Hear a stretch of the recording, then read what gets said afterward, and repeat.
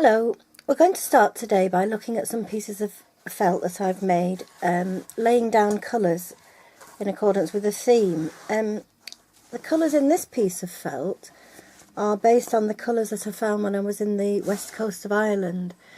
I was on the Burren area, which is a limestone area that goes down to the sea, and we go every year, and we go in the spring, and it's quite bare and barren, and you have the lovely limestone rocks. So I've used this grey here, and a lot of sort of lichen and moss and what have you, and the sea, the jade sea. It's always really heavy when we go because it's winter, and this green was to echo the mossy areas. I did it on a white background. I think that just adds something to it because it sort of makes it misty and smoky and a little bit more mysterious.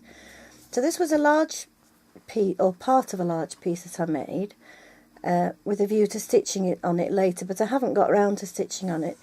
But you can see that there are little spirals here made from wisps of wool, and it's a kind of restricted, limited palette, so it's quite nice. It gives a wholeness to the piece. I also made a very large piece in these colours, but it was very similar in scale all over, which I suppose this is really. And I thought, as if I embroidered on it as one piece, it would be rather bitty and not have any particular interest, in a certain area. So in the end, I ended up cutting it up, and I stitched 4 little pieces out of it. Now bear in mind that this hasn't got any patterns actually laid down, but I took some of the colours and I stitched round them, and I added, this is machining with a little bit of hand embroidery here, and this was probably a sort of swirl of grey, but by adding stitching in certain areas I've made it into a kind of seaweedy leaf shape. I hope you can see that clearly. I've added a bit of velvet, but we won't be adding velvet in this course. Of course, it's up to you what you want to add, but that's kind of my signature thing, really, that I like to add it. So that's one of them. Bear in mind it was a big piece. And here's another one. I don't really know which way up this is actually. Oh, I think I've had it that way. So again, I've done sort of organic beach seaweedy sorts of shapes with some hand stitching here and a bit of velvet there. And these fuzzy edges are rather nice, but if you wanted, you could choose to stitch around those and sort of solidify them a little bit. And then I've added seeding stitch and what have you around the edges. That's the second one. And another one. Now this is a little bit busier really. There's a lot more going on in it, and in fact I think this little bit here was a bit of a rescue mission because it was a bit bitty and it didn't have any definition, so I did a lot of stitching over the top of a yellow area. I don't know if can you see that there, little dark navy blue stitches on the machine to sort of bring up these areas here, and that's what we're going to be going on to much later. There was a swish of grey there, so I've made that into a frond really, and when I've machined it I've cut the edge as the edge of the piece, which I rather like, and then I've echoed that here with a similar shape, but that's just in machine embroidery. And finally number 4. There were actually 6 pieces and I've sold 2 of them, so, and there and that. Now I think this is, out of all of them, oh, I'm way up. This is my favourite one. I don't know why. I just decided to come from a central point over here and make various different types of leaves really, and little spirals, and added a bit of hand stitch to it afterwards. I don't know if the camera picks up all the detail. So that's 4 of the 6 pieces that I made from one very large piece of felt. But before I did all that, I'd kind of used that palette prior to that in the making of a bowl. Now, I did a bowl because, well, for several reasons. The felt group that I belonged to we just discovered about a felting ball, A few of us bought these felting balls. Anyway, the technique that they described was a complete failure for us. You were supposed to inflate this ball and then add your wool around the outside and put a stocking or a tights over it. Well, as soon as you put the tights over it, it all went in holes. Anyway, I don't know if any of you know how you make vessels in felt. You have to you make felt round a piece of plastic, so you get your innard.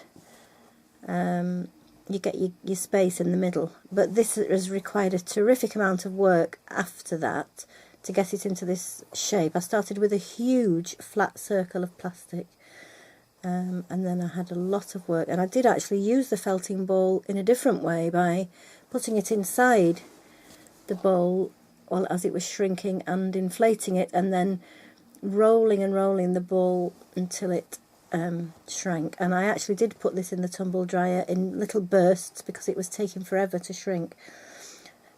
It's a great success as a bowl, and I also did it because the International Felt Makers Association were having a theme of vessels for their stall at Woolfest, which is an annual event. So I decided that I would use these colours that I absolutely love and make this bowl. Now the thing with merino wool is it's quite flimsy, well, it's quite fine and quite soft. So in order to make this bowl stand up on its own, I have cheated, and I have actually washed the bottom and the inside with a very dilute solution of PVA glue. Now I do know in America that's called Elmer's glue, and the thing about that is you have to be so careful not to get it shiny. So I have I just kept adding small amounts, but I really love this bowl, and I'm very, very pleased with the top edge, which is, if ever you've tried to make one, you don't often get a really good edge like that, so I'm quite proud of it. And that's my Burren vessel. So I should put that on one side now. And then I want to show you this piece of felt that I made one day. I just randomly chose this colour palette. I don't know why, and I don't know whether it looks very dull on your screens, but it's a very straight, I don't know what on earth possessed me, but I wanted to make a piece of felt to make some brooches with a sort of 1950s theme.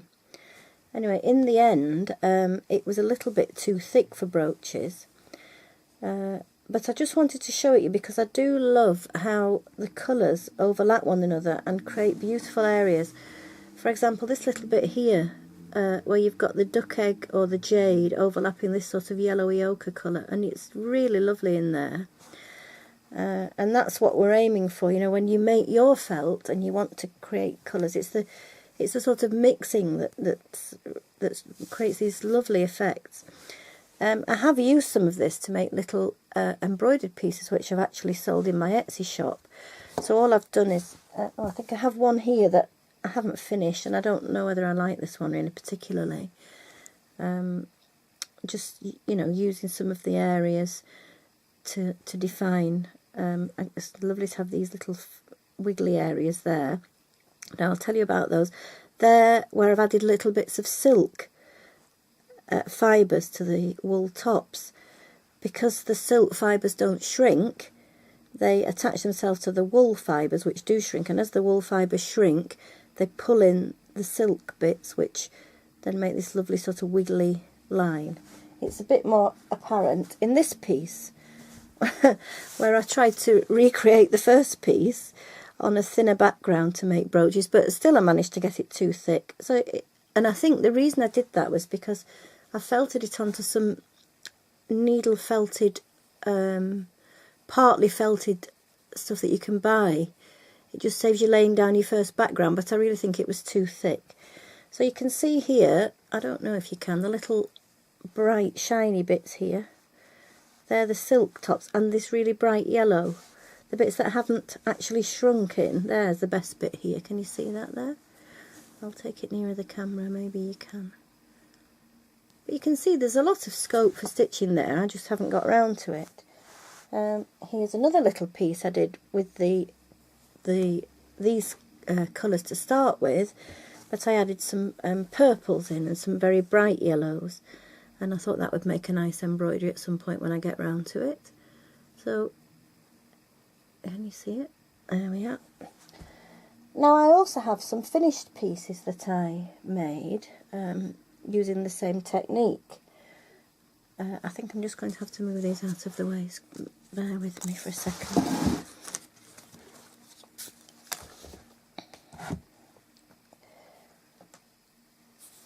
Oops, I think I have to adjust the camera for this. Yes, I'm sorry about this. I'll move it up a little bit so you can see. Whoops. Ooh. There we are. I'll take it in with me. Now this piece was made in a similar way, and I stitched around certain areas in black, and then I did a lot of hand stitch and a lot of machine stitch as well on this one. And at the right hand edge, you can see there, I cut the edge off and overlapped one edge over another, and as I've machined round the edges, I cut those edges off and have it as the edge of the piece. I rather like that one. I'm very pleased with it. It's quite small and it's on a very big background, which is why it's been so difficult with the camera, which is now about to fall over. Excuse me, sorry. I'm not the best filmmaker. However, you can see that I'll just point, now I've got a free hand, I'll point to the area. So here I made some shapes here, and then I stitched along them and cut them out, and I think I might have actually gone to the edge here and done that, and then I just tucked it under, and I did it again here, and actually that bit there goes over and that bit there goes under. And I've added lots of nice little, well, I like them, I say nice, little hand stitch details to just give it a bit of definition here and there. I was quite surprised that this worked out to be such a graphic piece, because it was very, very swishy and swirly, rather like this, but a little bit smaller. So I've added some French knots here and there and here, and I'm very pleased with that one. I'll take that away. And then I just wanted to show you another piece which was made with a very different technique, albeit starting with a big piece of felt in these colours, and then I stitched individual motifs which were vaguely sort of fishy. They were meant to be like things that you wouldn't see in the sea, but you imagine they might be there. And then I cut them out and I made a big flat piece of light coloured felt to put them on. But I wanted to show this because I wanted to illustrate how, particularly say with this piece here, I don't know if you can see that just here, I'm very obsessed with detail, aren't I? But just here, because I've shaded, because when the felt went down, it shaded these different colours, and it's enabled me to then select these colours with the machine and define them with stitch. And it just illustrates how you can use this technique without any complicated cutting or making pre-felts, what have you, to actually create interesting effects. I mean, sometimes you can just stitch over the whole lot and not worry about the colours, but just there I thought it worked very well, so that's why I'm showing it to you.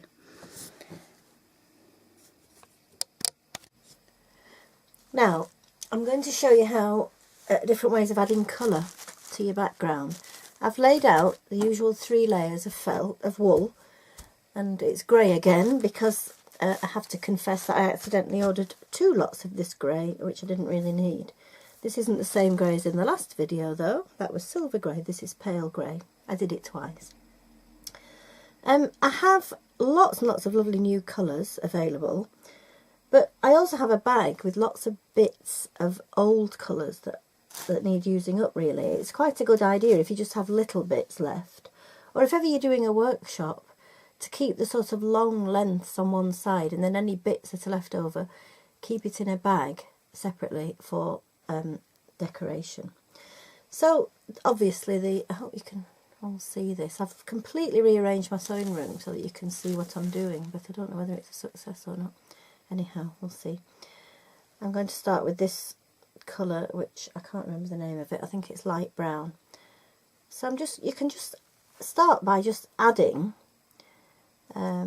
little circly bits, if you like when I did that, the one with the cut edge. I don't know whether you can see this really. Just add randomly. You might have an idea. You might be thinking about doing a piece sort of with a forest theme or with a sea theme, or you know, something like that. Or you could do something just with a pattern, a regular pattern. That would be nice. Or just stripes and checks and things. But I'm just laying down bigger pieces of wool than last time when I did the wispy bit for felt, for brooches rather, because I want something a bit more contrasty, I suppose you'd call it. So I'm just laying down this light brown or whatever it is. I hope you can see it. Now I might change to a different colour here. It's a bit like painting. You can just keep adding and, you know, dabbing. You might want to get a picture to use to look at the colours in the picture and use it for reference, or you might want to just do some mark making in a sketchbook with some nice crayons just to inspire you a little bit. See, I'm putting that olivey green now in between. I haven't got a particular plan in mind, so it may turn out to be absolutely hideous, but anyway, we can always salvage something from any kind of a wreck. So don't worry about it. You know, once you've learnt the techniques and once you've had a practice, you will be able to, you know, make it a bit more control. But actually, I don't always succeed, so, you know, it's a good learning curve. Don't forget that whatever you see of people's work is the tip of the iceberg, because they're not going to show you the rubbish, are they? I mean, I keep my rubbish hidden away. You only see the nice things online. I feel a bit sorry about people who can already make felt and don't want to do this bit, but obviously it was carefully explained in the course description, so you must be prepared just to watch. And maybe if you can make felt, maybe you might want to start trying to just do it in a different way. Perhaps you might be very happy with your own way. So I'll put a bit of yellow on top. It's looking a little bit mossy gardeny, isn't it, at the moment? So you can see I've got some sort of large areas. I'm going to do some small areas now, because you do need a bit of contrast in scale. I've suddenly realised I'm guilty of not doing that enough, really. Oh, I say really a lot. I noticed that in the last video. I apologise, really. I'm sorry I can't speak to you face to face, but it's quite hard to adjust the camera, and I did do a little video with my face and I wasn't awfully impressed, even though I'd put my makeup on and combed my hair, so you're not missing much really. Oh, that's looking a bit frondy, isn't it? You could imagine that you could, when you felted it, you could possibly stitch around those leaves. I think I'm going to put some this light minty colour in now, because it'll give a bit of contrast. It is quite a bright light colour. What's so good about felting is that you do something and you think you've controlled it, and then you felt it and you take it home, and it's not like you imagine when you've done it, which isn't a great admission really, is it? Because I can't plan anything. But there's a lot of lovely surprise, little episodes of surprise and delight are what I like about it. That's looking quite nice. Now I think I might put some little circles in just to show you. Oh, well, I did one last time, didn't I, on that other piece that I made, and then I left it too late to take a photograph of it, so I might try and get one on later. Actually, I'm going to just put some... do you think that works? Maybe it doesn't. Sometimes the nice things with colour, well, I have a very untidy sewing room, as you've probably noticed, and you know, bits of this drop onto bits of that, and sometimes you can be surprised by beautiful combinations of colour that you never expected because of the way things have fallen together. And that's quite nice with your big bag of wool tops. You can see things that look great. Just half close your eyes so that you can see if you might need another colour somewhere else. This is a very odd little bricky red colour, but I'm going to put some in anyway. And I make it, that's going in, turning into a sort of a, I hope you can see it, I'm not convinced, into a sort of tulipy shape there, which when it shrinks will be very nice. The other thing to remember is when it shrinks, all the bits you put on are all closer together. It does shrink quite a lot, doesn't it? Hope you've all found that out. This is a very dark green here. I'm going to put some of this on now to give a bit of contrast. This is looking quite promising. Maybe when I've finished it I'll absolutely hate it, but I hope I like it. And I hope that I can take it further. The dark green gives a good edge. I said I was going to put some circles on, didn't I? Well, only just to show that you can put circles on, really. Maybe I'll put one there. Put that there. Now, that was just reminding me to say, try not to get something that's very much, how shall I say it, thick and of itself, so to speak. It needs to be wispy because, as I've said before, if you have it too solid, it'll just felt to itself and it'll not want to felt onto the background. I'll put a bit of yellow around there, and then perhaps a bit of this on top. I have got hundreds of other colours. I'm being a bit stingy with these, aren't I? Just using these. And maybe a bit of blue. I haven't put any blue in. Let's see what it looks like. I'll put some blue in the middle. Well, we'll see. I think it needs more than one of those. We'll put another one on somewhere. So again, a circle. Not just one, I think maybe more. And of course they don't all have to be the same. Now I'm doing this in greens and all the rest of it. You might be making something in vivid red and blue and all the rest of it. It would be completely different, which is really nice to think about, that everyone is going to produce something different. And don't forget that you can upload your photographs to the Flickr group when I've invited you, but you have to add me as a, you have to Flickr mail me because I'm not awfully good at working out how to do that, so it's a bit hit and miss. If you haven't already got a Flickr account, it doesn't matter, you don't need to do it if you don't want to. I know some people will be a little reticent. Shrinking violets. We'll make a nice circly bit round there. We can make a feature of it if I have an embroidery later. You see, and the other thing about this is that maybe you'll find that you don't like all of it, so you could just chop a bit off and use that.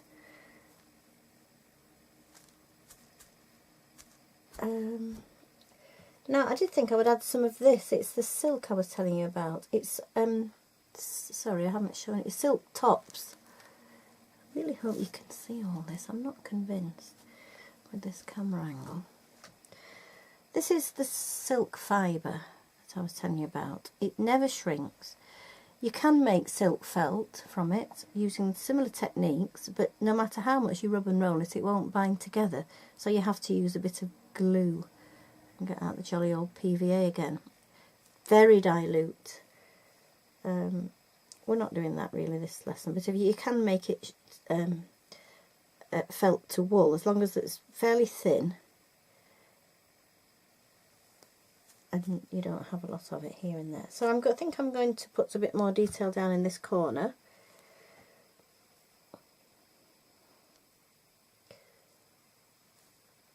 Can you see that? Oh look, I pulled it away. This is the only thing with silk fibres, you have to have hands like a baby's because they stick to any little rough tiny bits you've got. I think if I'm going to have that blue, I'm going to have to add some more blue to it. I don't know if blue really does anything for the whole piece, but never mind. I'll see.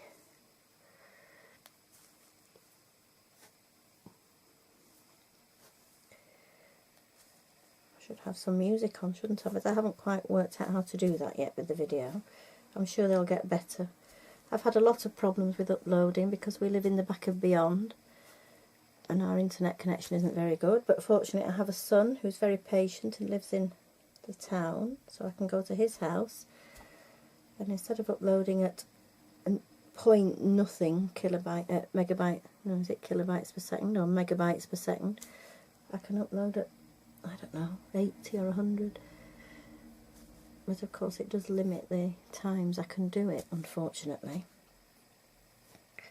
I'm doing this today because it's my husband's birthday tomorrow and we're going out for lunch, and I don't want to be doing it in the dark. Now then, I might add a bit of white on the top of it just to sort of brighten it up a bit, but don't forget you can always add other colours with stitch. It's up to you what you want to add, really. That's quite a pleasing sort of shape and design. As you can see, we can't see a lot of the grey now, so in some ways it doesn't really matter what you use underneath. I always used to use the colours I like the least, because sometimes it seemed a bit of a waste to use a nice colour. Anyway, this time I've used the colours I accidentally ordered twice. Silly me. Right, so I'll just lift the camera up and move it over the surface so you can see what it looks like. Now, I don't know whether it's shaky, I think it probably is. So, I'm going to do what we did last time. Remember, I hope you've all printed off the PDF that came with an email as well. That's step by step really through the felt making process. So you would put your mesh on the top now, wet it with hot water, rub it with the soap, peel the mesh off and roll up the felt. You could actually, if you found it difficult rolling the felt up in this polythene, you could roll it up in the polythene and then put the bamboo mat over the, or put the whole tube inside the bamboo mat and roll it that way. That's another option, really. I don't think I'm going to video the whole felt making process now because you've already seen it once, you know how to do it.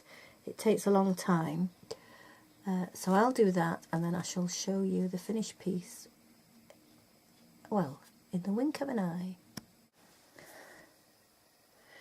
Well, here I am back in the wink of an eye with my piece of wool, my piece of felt all rolled and rubbed and shrunk. I have to confess that after I'd switched the video off, I added a little bit of turquoise because I just suddenly realised that there was nothing to tie the blue in with the greens and the olives and everything, and it looked a bit harsh. So you can see here and there I've added a little bit of turquoise. So I'll turn it round to the camera. Ooh, I hope that you can see it. I've put the camera in a different position so the colours might look different. So you can see here that the very vague sort of flimsy little bits have formed themselves into quite a nice shape. The circle's quite pleasant, isn't it, with the silk around the edges, and this one here will make a nice foil to it if I was to stitch on it. Some of these areas over here are a little bit vague and indistinct, but that doesn't matter because you can do what you like with those. You can actually stitch onto them how you like. Now it's wet still, so I'm going to get show you a little trick.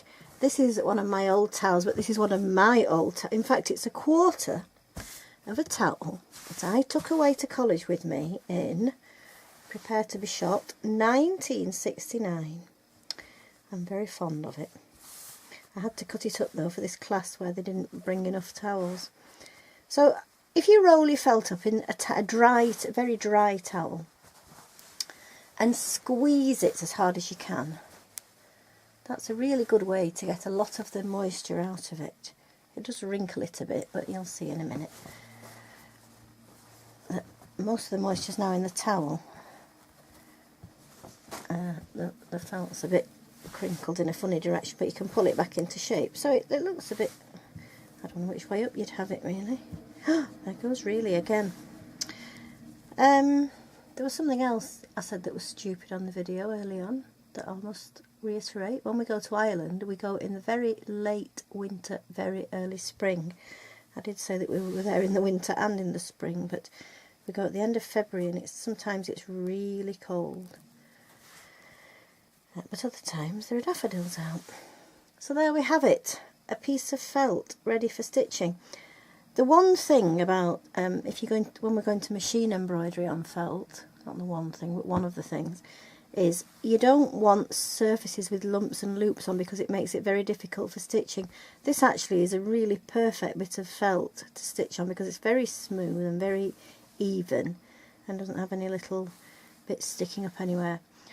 To make this move along a bit quicker, I did do what I suggested, where I rolled it up in its polythene and then I rolled it up inside the bamboo mat, and that seemed to move it along very quickly. It got it shrunk really quickly. And of course, there's this board which I rubbed it on, and that really, you know, something like that really does help you to do it. I don't know what you could get in place of this, but just any kind of textured surface would do. Anyway, when you've made your piece of felt, don't forget to upload your pictures to Flickr if you're happy with it. We're not going to be doing any sewing on it for ages, so keep it safely on one side. And in the next lesson I'll show you how to add texture and how to add pre-felts for a more controlled laying down of shapes and patterns and colours. So bye for now.